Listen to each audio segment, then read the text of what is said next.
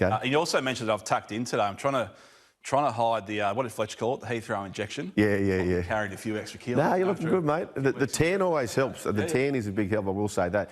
Now, we start with this. The Dragons taking on the Raiders, and just for your information, it's not the Catalan Dragons, right? We're out of South French now. $4 the Dragons, the Raiders $1.25. It's very hard to see anything other than a green result. Aren't we getting hit on Twitter from the Raiders fans? Yeah. With me away, you've really stepped in to the Raider hater sort of shoes. Where's that come from? Look, I just call the stats and the facts, and the stats and the facts have no feelings, Shawnee. So this is where I land. Look, Raiders are travelling nicely. There's no argument about that. But there's only 4 teams who have over 400 points in the against column. So clearly that's an area they have to work on. Let's look at the plus and minus here, the line. And as you mentioned on the podcast, Shawnee, it is 11.5. Now, if they do that, they're yet to beat a team by 8 or more. First time this year they're going to start double-digit favourites. And just on the Raiders, they've won 10 games. And you mentioned that stat, 8 or more. Won 10 games, 8 of those have been by 6 or less. There's a lot of luck involved there. I know they had some early leads in those games, but could be very lucky to have not dropped 1, 2 of those. Could be a different story, but -4 against, as you said, minus, or they've leaked 400 points. It's not great, but you can only beat who's in front of you. And as I said, we've been copping it on Twitter, but I couldn't really get the number any bigger than this purely on, my ratings. But you're the Dragons. No. There's so much upside in getting against the Dragons here. So a bit of a test for the Raiders. As I said, they've been winning games. Now they go somewhere where they should do it quite comfortably. Can they do it? Are we going to see the Twitter light up on over the weekend? Maybe. I'll tell you where they should go. This is where they should go. They should go to the Dragons' left. Jesse Ramian as well. Yep. Did he score a double? Yeah, that was off a kick, so it was a fill-up. All that edge, and somehow Katoa didn't get over the line, so he's still licking his wounds. Here you go, just so you can see graphically, 19-21. That's the worst in the competition, 38. Yep. Penrith, for context, in this department have 10 for the year. And I've read during the week, Zach Lomax, is it confirmed that he's been told he's allowed to sort of go searching? Correct. So, I mean, they've got... How does that, or what does that mean for his effort in defence? Not too sure. So they could have a field day all over the park here. So, Shawnee, I'm a bit gun-shy here. Last week I tipped for Filthy Phil and others, Sione Katoa, for that reason. So I'm a bit nervous. I'm not going to give you a specific tip, but these are the right-sided Raiders. So come on, give us one. Timoko. There you go. Said it for you. Yeah, I do think he's a good player, Timoko. Just quickly, before we get to your same-game multi, an update on the home underdog stat, because I love that. And start of the year, it was absolutely airborne. But we've seen in the last month or so, while I've been away, teams, have they put the cue in the rack? That's the worry. We're starting to see some big numbers, and it's come. Remember, it was about 65, maybe 70%. The home dogs were covering, back down to 52. So it's 25 from 48. Yep. Not sure the market's really factoring in the cue in the rack. When that top 8 gets out of sight, it just that motivation drops through the floor. There's all of them to score. So do as you please. Try July though, Shawnee. It's back $5,000 per concerted try celebration effort. Goes to these two great fellas, Nathan Staple and Daniel Anderson. Clearly they need the support. So the players, this is to you. We need you to fire up. The fans love seeing it as well. Let's start with the most wanted, Sean. Yeah, and we've seen what I've done here. I've circled a few blokes who've got a bit of flair in their personalities and in their game, particularly the bloke bottom left there, big Blake Laurie. If he was to crash over somehow, if he doesn't give us a try celebration, there's going to be an investigation, as a famous ex-coach once said. Hudson Young, bit of flair in his game as well. I think he might have done one before, and he can find the line. So they're the blokes that we want to see get into their work, but a great cause. What we don't want to see is swamping. What we do want to see, I want you to go to the board and say, what can we do if Twaley comes out with a try after a scoring, a celebration after a try? Anyway, best tip though, take a sec before you bet, no matter who you bet. We've set up a deposit limit. Great to have you back, Cole Miner and Nikki Ashman. Thanks again for your support the last few weeks as well. We'll catch you next time.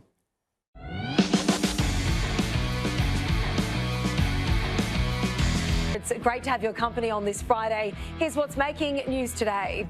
Cody Walker likened to Cliff Lyons as the Blues put their trust in the Rabbitohs half to avoid a series whitewash. Off-field dramas at Belmore begin to surface as Toby Sexton looks to make his mark at number 7 in his debut game for the Bulldogs.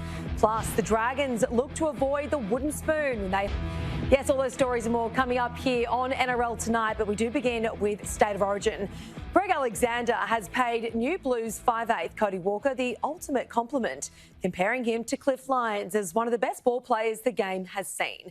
New South Wales will roll out their third different halves combination this series as they look to avoid a series clean sweep. Our reporter Dane Livingston has all the latest from Blues camp. He hasn't made an Origin appearance since 2020, but Cody Walker has received the ultimate praise from Greg Alexander.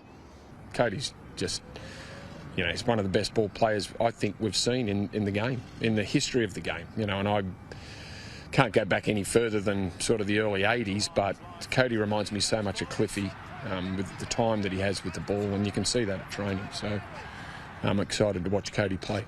The Rabbitohs 5'8" will earn his 5th cap in the dead rubber in Game 3. Brad Fittler is gambling that his 3rd different halves combination this series will pay off. I'm like you, man, I'm hoping. It's the way they play for their club. They should complement each other. It's been an easy... It was easy to work out. One plays right, one plays left. Walker will join Mitchell Moses in the halves as New South Wales look for answers for their misfiring attack. Despite their lack of time together, the Blues believe they are the men to save their side from the first Origin whitewash in 13 years. Both are very experienced. Cody played Origin 3 years ago, but what he's done for South Sydney in the meantime, and the big games he's played in for Souths over that period. And Mitch is, 27. He's played a lot of footy now. I think their experience gives me faith that they'll be able to handle things come Wednesday night. Following the Rugby League Players Association ban on media, it was a literal blackout at training at Homebush on Friday. But the New South Wales camp says it's something they're not even discussing. Players? Yeah. No, not really, no. Of course I care because it's the game that's being affected, but I'll leave that to the Players Association and the NRL. New South Wales officials are expecting a crowd in excess of 70,000 people at Accor Stadium on Wednesday night. Dane Livingston, Fox Sports News. Well, for more on this, I'm pleased to say joining me live is the Daily Telegraph's Michael Carianis. Michael, great to have your company once again. A big rap there from Greg Alexander of Cody Walker.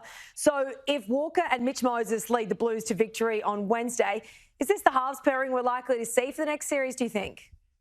Good afternoon, Eloise. Well, it's too premature to discuss what the Blues side could look like next year. If they do win, then, they get the monkey off the back a little bit for a couple of those players. But, I think Nathan Cleary will be the New South Wales halfback if he's fit for years to come. But, there's a lot of water to go under the bridge before we start talking about next year's series. Yeah, absolutely. Blues fans, no doubt, are looking to 2024 as they look to put this one behind us. But we touched on there, we heard from Greg Alexander talking about this boycott. It's been about 24 hours since it all kicked off. It's uncharted territory that we see ourselves in, with the players instructed not to take part in all TV, radio, print interviews until the conclusion of round 19. How do you navigate this time, Michael? This is no doubt changes the way you find your stories. Yeah, it's interesting, particularly in and around game day. So they'll still do some media opportunities earlier in the week, but come game day, it is difficult. Obviously, I do a little bit of radio as well. And post-game, you're always on the sideline trying to get players' reaction after the game. And then that's what you miss. You miss those raw emotion that comes with post-game. And, I don't know when this ends. It's still open-ended at the moment. There's no timeline. There's no time frame. But, it's a blow for fans, no doubt, where they can't hear from the players. And, Dan Russell's a perfect example. 27-year-old finally gets to play and make his debut in the NRL for the Dragons tonight. And he's got a great story to tell. And unfortunately, we just can't tell it at the moment. Yeah, disappointing for him and no doubt for the fans, as you mentioned. So Fox League host Matty Johns has suggested that the NRL may be within their rights to claw compensation back from the players, particularly around next Wednesday's State of Origin, given fans won't be receiving the same access watching on at home. Do you think Abdo and the board will go down that road? I think they should look at it. There's no doubt. And I think there is some thought in the NRL's head office that there needs to be some sort of compensation for what the broadcasters are missing out on. We see these images of Sean Johnson with Jake Duke there, one of the great post-game interviews of the season. The emotion of Sean Johnson after kicking that penalty goal against the Cronulla Sharks was one of the great moments of the year. But, the broadcasters tip in a lot of money into the game.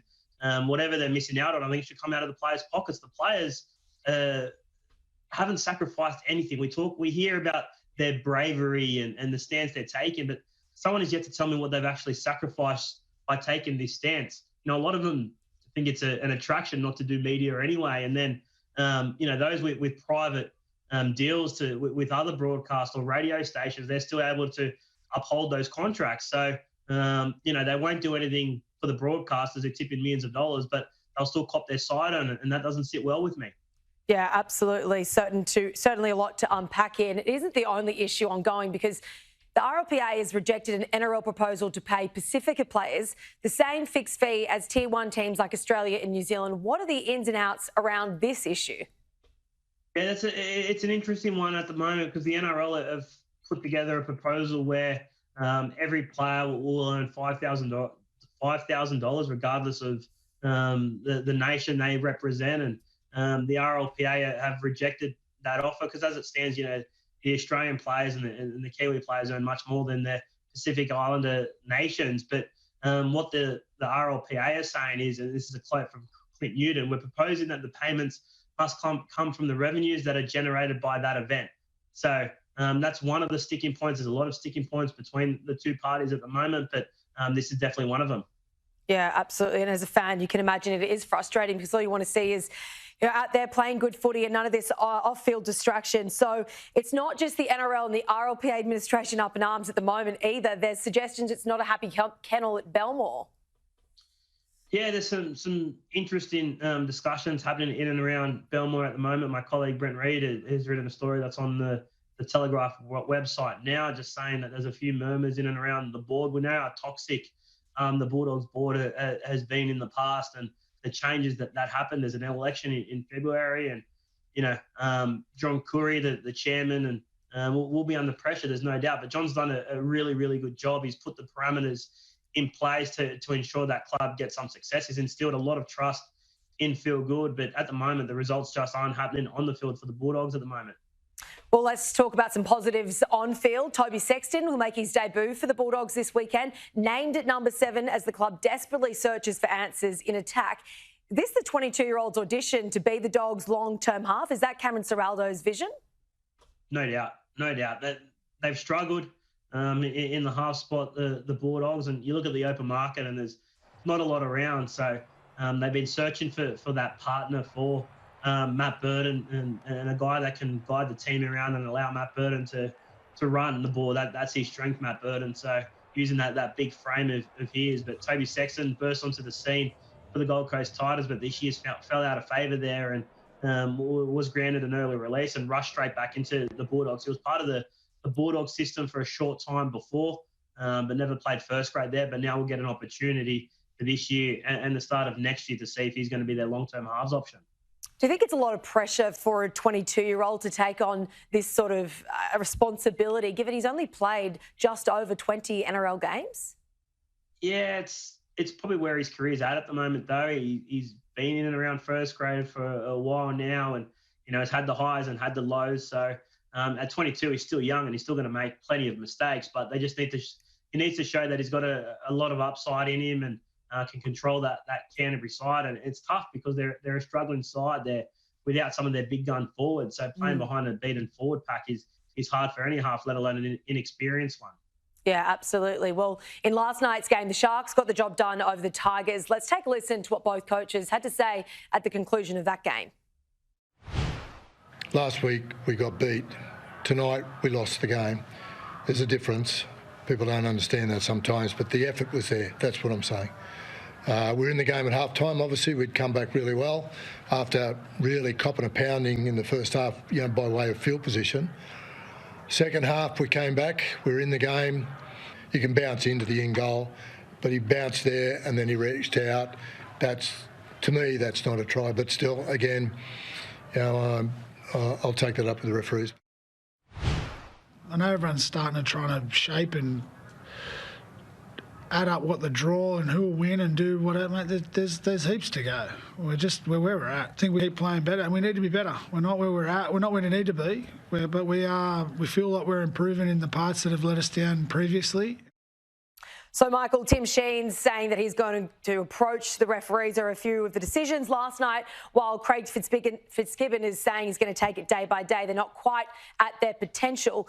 As Sharks fans out there watching, are they convinced that their side can get the job done in 2023? Yeah, it's an interesting one because, they're not a convincing side, Cronulla, at the moment. But you look at the competition ladder, and they're sitting on equal points heading in at the moment with their performances so far and go all the way in 2023 for the Sharks fans sitting at home. And Dean Young and Shane Flanagan are set to reunite in 2024. What more can you tell us on this one? Yeah, interesting one here. Shane Flanagan's going to appoint Dean Young as his assistant coach next year and the next couple of seasons. Dean Young has gone for the head coaching job at the Dragons for the last two opportunities. He missed out to Anthony Griffin first, and then recently to Shane Flanagan. And after he missed out to Anthony Griffin, he went to North Queensland and has worked there as an assistant coach to Todd Payton.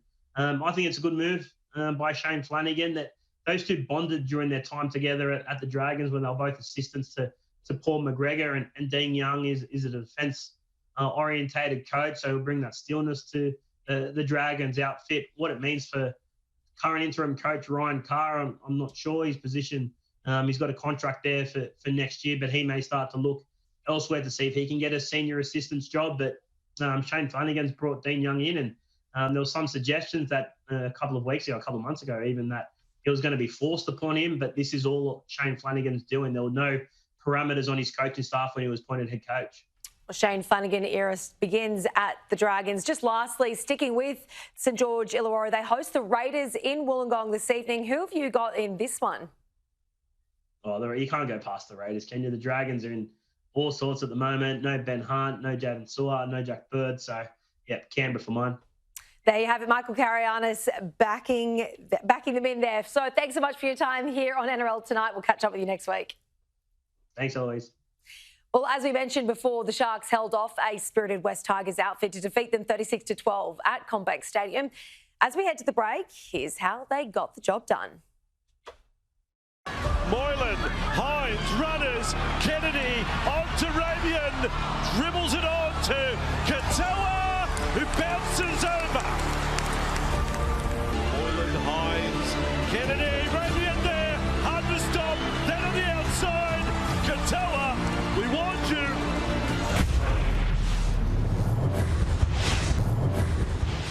Welcome back to NRL Tonight, recapping our top story now. And the experience of halves Mitch Moses and Cody Walker is giving Blues coaches faith they will be able to handle the pressure as New South Wales look to avoid a 3-0 whitewash. They are the third halves pairing the Blues have used this series, with advisor Greg Alexander conceding when you lose games, you have to make changes. Moses and Walker have played in the Origin arena before and are hoping to be the answer to New South Wales' poor attack. Mitch, again, just experience with Mitch and another Origin game under his belt in Game 2 up there in Brisbane. So, Mitch has been in great form for the Eels all year. Cody's just a great player. Like, Cody's just, he's one of the best ball players I think we've seen in the game, in the history of the game. And I can't go back any further than sort of the early 80s, but, and I've spoken about this many times. Cody reminds me so much of Cliffy. With the time that he has with the ball, and you can see that at training. So I'm excited to watch Cody play. Alexander also commented on the players' media boycott, saying it's an action he does care about because the game is being affected. Well, Canterbury coach Cameron Ciraldo had no hesitation in naming Toby Sexton for his club debut, despite only signing this week. The Bulldogs are desperate to avoid another heavy loss when they face the Rabbitohs. Reporter Jeff Smith has more. Rebuilds are never easy, and so is the case here at the Bulldogs. A 66-point loss last round to the Knights, the latest chapter in their journey back to becoming an NRL force. I expected hurdles, probably not that one on Sunday, but I expected hurdles, and that's coaching. We're not the first team to go through what happened on Sunday, we won't be the last, but it's how we bounce back. The Bulldogs' shot at redemption comes against the Rabbitohs. Cameron Ciraldo dropped 3 players and brings in one new face. Toby Sexton handed the number 7 jersey after only signing with the club on Tuesday. Chance for the Titans, and they convert. Funnily enough, he knew a lot of what we were doing already. He's a guy that watches a lot of footy. He's clearly been watching our team and sees what we're doing and what we're not doing, and he had a real opinion about how we could help our team, and I had no hesitation throwing him in tomorrow. Over at South Sydney, it's about who's out instead of who's in. 5'8" Cody Walker called into Blues camp for Origin 3. his club coach more than confident the star playmaker is ready if the Maroons target him. What he's shown this year is he's got the tools to understand how to handle that, and his game management's as good as anyone in the game. And I know he'll be going in the game understanding that they'll be coming for him, but teams do it every week, and this year I think it's only been once or twice where he's probably lost his cool a little bit, but he wasn't on his own there either, so I think he'll handle the occasion really well and show his maturity that he's developed the last couple of years. With the Rabbitohs' main leaders on Origin duty, it's over to Tom Burgess to captain the team. Probably disappointed that there's no press conferences actually, because I was looking forward to seeing him one. Jeff Smith, Fox Sports News. After suffering a calf injury before Origin 1, Rabbitohs star Latrell Mitchell remains sidelined. The 26-year-old was expected to miss just one match, but has now been out for 6 weeks. And it will be another 3 weeks before he returns. But South coach Jason Demetrio knows he will bring much more than his footy skills when he is back at the side. Getting some real clarity around where he's at. He's able to do some good running sessions this week, and that'll ramp up next week as well, and hopefully lead us into training with the team for when we play the Broncos. But there's no rush. It will be what it'll be, and he's not too far away. That's the most important thing, and I'm really looking forward to having him back. I've missed his energy and his support, and he's been great for me, and I know he'll be great for the team when he's back. People probably don't understand, and I think we're seeing that at rep level as well, the influence and the impact he has on people in the changing room.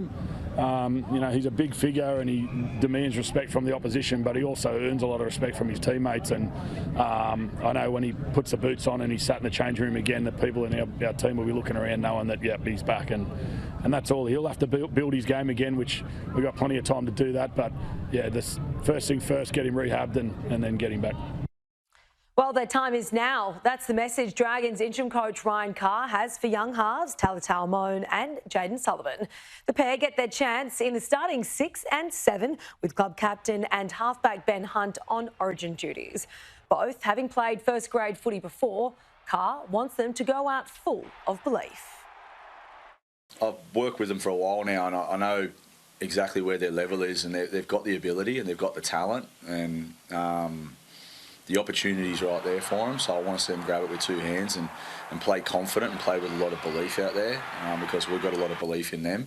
Don't want them to play nervous or scared, just want them to go after the game and do their job and play their natural game for us. And if they can do that, then the team will play well around them. So, yeah, I'm excited for them. I really enjoy coaching both of them boys, and they've developed a lot since the start of pre-season, and they're going to continue to develop. Dragons prop Blake Laurie will captain the side in Hunt's absence when they take on the Raiders tonight. While Raiders enforcer Corey Horsburgh prepares for his Origin debut for Queensland next week, his teammate Hudson Young has been dropped from the Blue squad. The 25-year-old made his debut for New South Wales in Game 1 of this series and played the first 2 matches. In what has been a negative for Hudson, Canberra coach Ricky Stewart is looking at it as a positive for the club. He's come back, he's taken it on the chin, hasn't blamed anybody or anything for it outside the fact that he said, I've got to get better. So, I applaud him for that. I didn't think he was too bad, Game 2. A young player learning how to play Origin. I keep saying it's a different arena. He personally, my view is that he'll get back there. But he's come back and he's full of enthusiasm and energy, such as he is every session. Tristan Saylor has committed to the Broncos, signing a full-time contract extension for 2 years. The son of club legend Wendell, Tristan arrived at the Broncos this off-season on a train and trial deal after spending 2 years out of the NRL. Saylor took his opportunity as Reece Walsh's understudy with 2 impressive games at fullback, earning a full-time deal as a result. The 25-year-old previously played 5 games for his father's other NRL club, the St George Illawarra Dragons. While the rugby league community has come together to support former NRL coach Daniel Anderson, last December, the 56-year-old suffered a tragic accident that left him a quadriplegic. Former players and colleagues, plus the current Blues squad, came together at an event in Sydney to raise funds for Anderson's ongoing care. He's actually really positive. The strength that he's shown has been quite inspirational. He's one of those guys, he's probably one of the funniest coaches I've ever been coached by. Just some of the, definitely some of the halftime sprays, but just his positive attitude has been awesome, yeah. It's been incredible to watch him sort of go through this and have the attitude that he's had, but it's not one for putting his hand up, but it's for time for us to support him. The NRL have also dedicated round 25 this season, headlined by a Friday night clash between the Eels and Roosters as a fundraiser for Anderson. Thanks so much for your company here on NRL Tonight. As always, you can get the latest NRL news on Fox Sports News every day on Foxtel channels 500 and 602. For viewers on Fox League, the Dragons and Raiders is up next. Enjoy your footy.